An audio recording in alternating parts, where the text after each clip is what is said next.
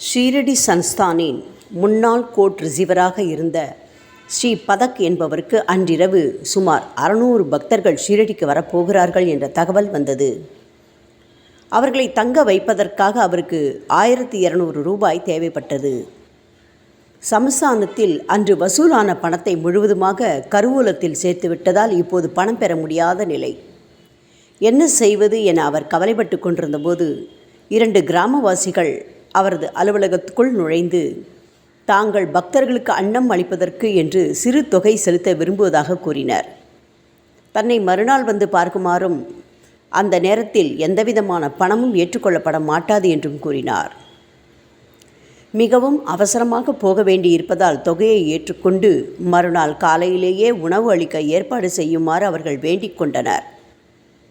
ஸ்ரீ பதக் ஒப்புக்கொண்டதும் அவர்கள் தலைக்கு 600 ரூபாய் வீதம் 1200 ரூபாய் அளித்துவிட்டு சென்றார்கள். அவர்களில் ஒருவர் தம் பெயர் ஷீரடிவாசி என்றார். தக்க காலத்தில் செய்த உதவிக்கு நன்றி செலுத்தவில்லையே என கருதிய பதக் அவர்களை மீண்டும் அழைக்க அலுவலக சேவர்களை அனுப்பினார். ஷீரடி முழுவதும் தேடியும் அவர்களை கண்டுபிடிக்க முடியவில்லை. 3 நாட்களுக்கு பிறகு சாய்பாபாவின் பழம்பெரும் பக்தரான டாக்டர் கவாங்கர் பம்பாயிலிருந்து வந்தார். அவர் ஸ்ரீ பதக்கிடம், சாய்பாபாவும் அப்துல் பாபாவும் உங்கள் அலுவலகத்தில் நுழைந்து உமக்கு பணம் அளிப்பதைப் போல 3 நாட்களுக்கு முன் கனவு கண்டேன் என்றார்.